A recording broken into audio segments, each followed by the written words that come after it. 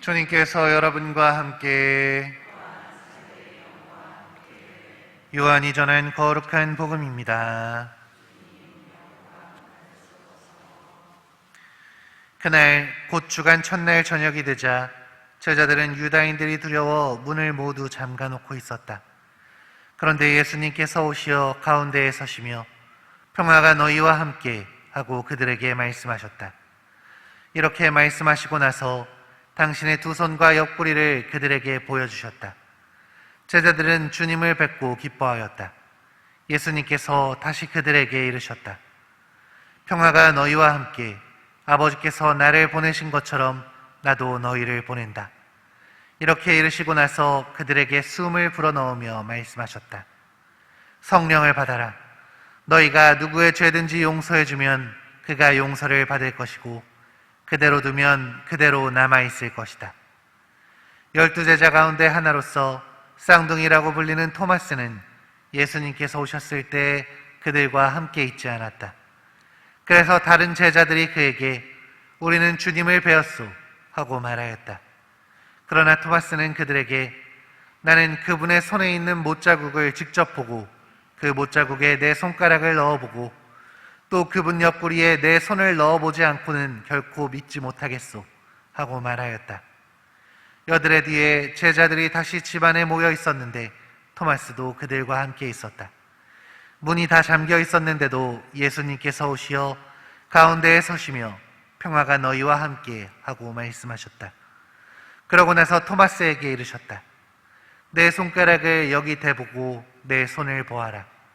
내 손을 뻗어 내 옆구리에 넣어보아라. 그리고 의심을 버리고 믿어라. 토마스가 예수님께 대답하였다. 저의 주님, 저의 하느님. 그러자 예수님께서 토마스에게 말씀하셨다. 너는 나를 보고서야 믿느냐? 보지 않고도 믿는 사람은 행복하다. 예수님께서는 이 책에 기록되지 않은 다른 많은 표징도 제자들 앞에서 일으키셨다. 이것들을 기록한 목적은 예수님께서 메시아시며 하느님의 아드님이심을 여러분이 믿고 또 그렇게 믿어서 그분의 이름으로 생명을 얻게 하려는 것이다. 주님의 말씀입니다.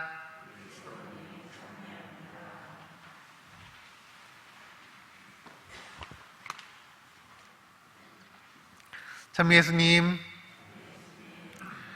오늘 우리는 예수님의 부활 이후 첫 번째 주일, 부활 제2주일을 맞이하고 있습니다. 그런데 우리에게 전해지고 있는 복음은 예수님의 부활을 의심하고 있는 토마스 사도의 이야기죠. 나는 그분의 상처를 직접 봐야만, 만져봐야만 믿겠다고 말하는 이 토마스의 모습에서 여러분들은 어떤 생각이 드시나요? 나도 그분의 상처를 보고 만져야 믿을 것 같은데 하는 생각 들지 않으시나요? 오늘 예수님은 이런 토마스에게 보지 않고도 믿는 사람은 행복하다 하고 말씀하십니다. 사실 보지 않고 믿는다는 게 결코 쉽지 않습니다. 물질적이고 과학적인 세상을 살아가는 우리에게는 이런 믿음이 너무나 어색하고 불편하게 다가옵니다. 보지 않아서, 만지지 못해서 믿지 못하겠다는데 거기에서 자꾸만 죄의식이 느껴지다 보니 점점 하느님을 멀리하는 사람도 있죠. 그러나 부활하신 예수님에 대한 의심, 하느님의 존재에 대한 의심은 우리가 사람이기 때문에 할 수 있는 너무나 당연한 의심들입니다. 오히려 아무런 의심 없이, 아무 생각 없이 믿는다는 게 훨씬 더 무섭고 위험한 일입니다. 다만 의심을 했다면 의심을 한 것에서 끝내는 게 아니라 조금 더 깊이 생각할 필요가 있는 것이죠. 어떤 사람은 스스로 이 질문에 대한 답을 고민하지 않고 누군가의 책 한 권을 정답으로 삼습니다. 가장 위험한 부류입니다.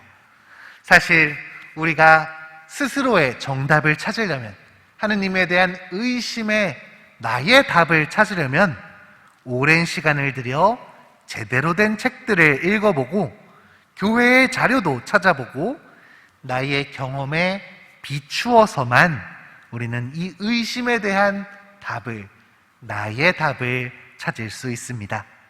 아무런 노력 없이 순식간에 얻어지는 것이 아니라는 것이죠. 이러한 노력들이 쌓여가야만 우리는 마침내 의심을 버리고 믿을 수 있는 것입니다. 그래서 저는 우리 땅에 신앙을 받아들였던 신앙 선조들을 참 존경합니다. 어떤 선교사도 없이 그저 책으로만, 학문으로만 받아들였음에도 끊임없이 고민한 사람들, 수많은 책들을 찾아보고 자신들의 경험에 비추어 봤을 때 이 책에서 말하는 하느님이 나의 주님이심을 고백했던 이 사람들은 진정으로 보지 않고도 믿는 행복한 사람들이었습니다. 그리고 우리는 그분들이 지키고 전해준 신앙을 받아들인 사람들입니다. 그렇기에 여기 있는 우리도 보지 않고 믿을 수 있는 자격이 있는 것이죠. 우리 역시 부활하신 주님을 직접 바라보지 못하였고 만지지 못했습니다. 우리는 여전히 그분을 의심합니다. 그러나 이 의심 안에서도 끊임없이 답을 찾아간다면, 신앙생활을 놓치지 않고 하느님을 찾아간다면 우리는 분명 저의 주님, 저의 하느님 하며 토마스의 기쁜 고백을 따라갈 수 있을 것입니다.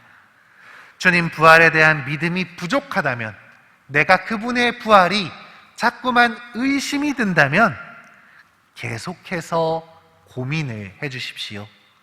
그저 아무 생각 없이 될 대로 되겠느니 하고 받아들이는 것이 아니라 왜 내가 의심하는지, 무엇이 나에게 어려운지를 생각해 보시고 그것에 대한 답을 끊임없이 찾아가셨으면 좋겠습니다. 신앙생활 안에서 답을 찾아주십시오. 그리고 믿음이 있는 것 같다면 이제 그 믿음을 살아가십시오. 다른 이들에게 예수님이 부활하셨다는 것을, 그 희망과 기쁨을 여러분들이 보여주셔야 합니다. 세상 사람들과 똑같이 사는 게 아니라 하느님을 믿는 사람으로서, 부활하신 주님을 섬기는 사람으로서 그분의 백성으로 살아가십시오. 그러면 이제 여러분들의 그러한 모습을 보고 사람들이 믿음을 갖게 될 것입니다. 여기 있는 우리들이 끊임없이 고민하면서 부활하신 주님에 대한 믿음과 희망을 찾아가기를 기도해야겠습니다. 그리고 우리 모두가 부활의 증인으로 사랑을 선포하며 살아갈 수 있기를 함께 기도합시다.